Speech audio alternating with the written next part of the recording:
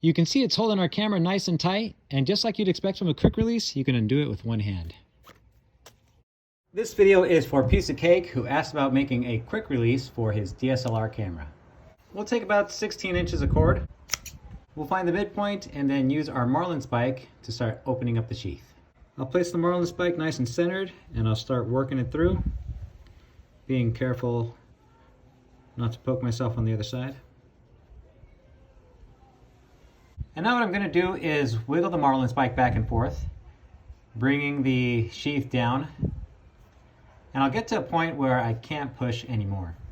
What I want to do is take my paracord and I'll wiggle it towards the marlinspike. Same thing on this side, wiggle it towards. And what I'm doing is bringing the braiding together so that I can continue expanding the hole. Keep pushing. Once that works out, I need to carefully pull this off. I'll go through the other side and I'll do that same thing again. Wiggle the marlinspike. Same thing on the other side, wiggle, wiggle. All right, that's about as far as we're gonna get. Now I'm gonna use my jet torch. I got this one at the beach in Oceanside, California. If you're interested in getting one for yourself, there is an affiliate link in the description. And so what you're going to see me doing is touching the flame for just a fraction of a second onto the paracord. And then I'm rolling it out as I form the end. Now you don't want to keep it there for more than a fraction of a second, because then it's going to become molten, and when I go to pinch it, it'll burn me. And so being extra careful, I was able to form a little point. This being a tapered shaft, the bottom side is going to have a larger opening than the top. I want to start from the top going back so that as the paracord exits, if I make any movement and the hole starts to close up, it'll have a little bit of give on that side. So carefully, I'll pop this off. There we go. And there's our hole. And now we'll just run our paracord through. There we go. Now we're going to use our paracord as a gauge. I'll fold it in half, and what I want to do is take the strand that I just pierced and wrap it around. Okay? When this thing goes back through, I want it to look something like that. And so right over the top, I'll pinch it, I'll open it up, and this is where I want my second hole to go. Work that through. Okay. And I would guess that's about 3/4 of an inch in between the two piercings. Same thing, we'll work our marlinspike through. Wiggle in some extra slack on both sides.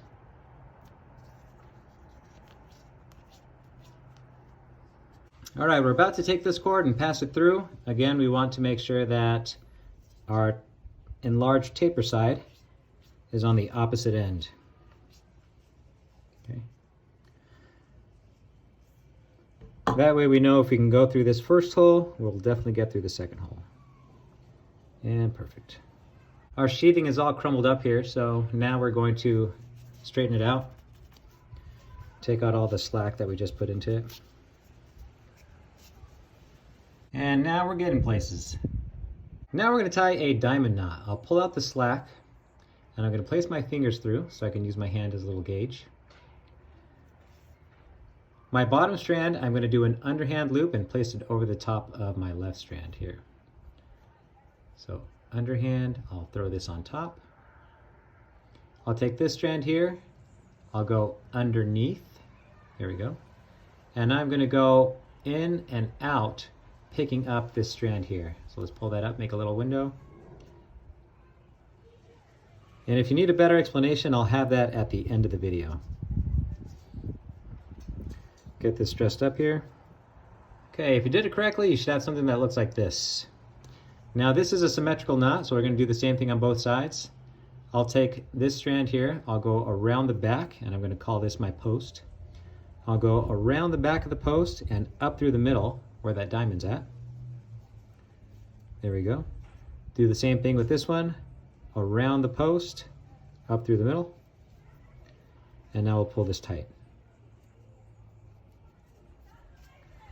To try to get equal tension on all strands, I'll pull from the top, I'll pull from the bottom, and I'll just kind of wiggle the knot around so that the slack works itself out.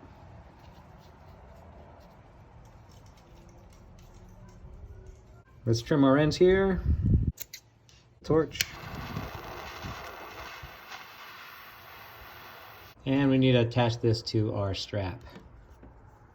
Okay, this is going to go through one side. My other end's going to go through the other. Here we go. And then I'm going to bring this around and fuse the ends together. Now this side I already fused, and so that's going to create a weak bond if I leave it there. I need to start with 2 fresh ends if I want the strongest bond in a paracord fuse.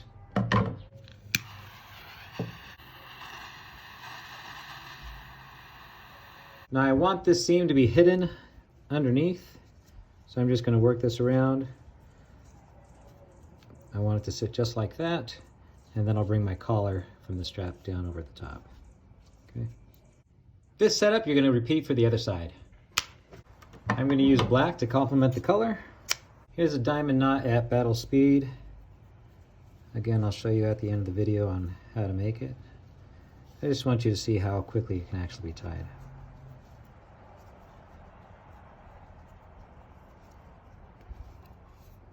There we go. These should be the same length. The one on my left hand is a little longer. So I'll take my handy marlinspike and I'll just pick up one of the loops and I'll thrust it through. There we go, you can see it's starting to shorten up. Let's just make sure we have it the right length. A little more. Now it's just a matter of chasing the slack all the way through the knot.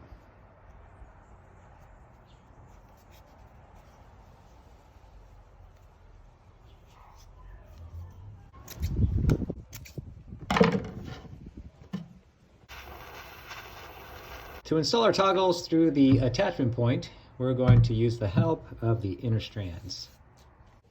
I'll thread my end through, and then I'll match up the ends and fish them through the mounting point. Here we go.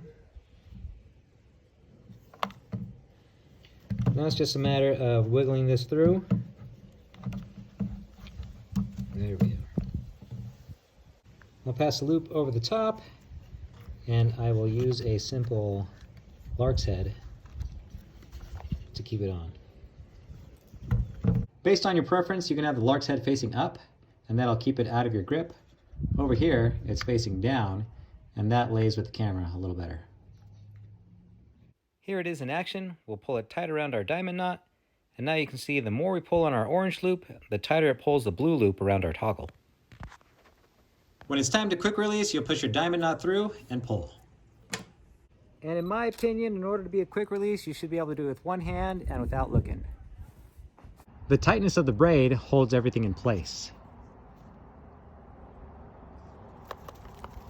And if you'd like to support my channel, you can pick up marlinspike. This is my design, and I sell it on Amazon and my shop, awesomeforsale.com.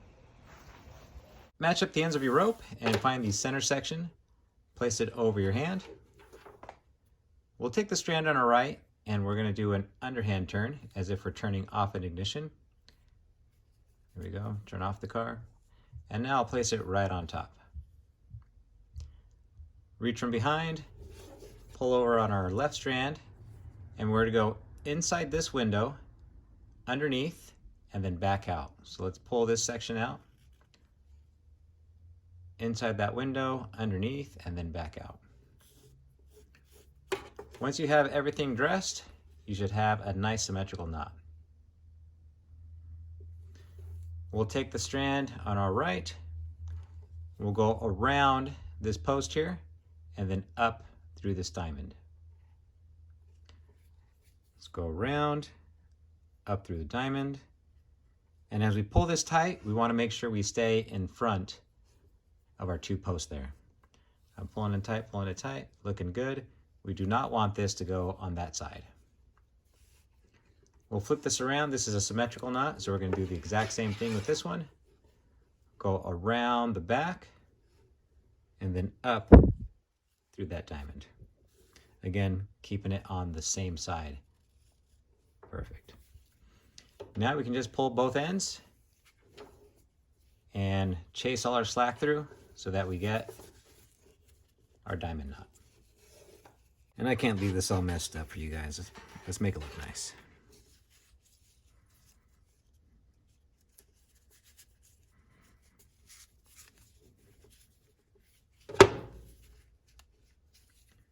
There we go.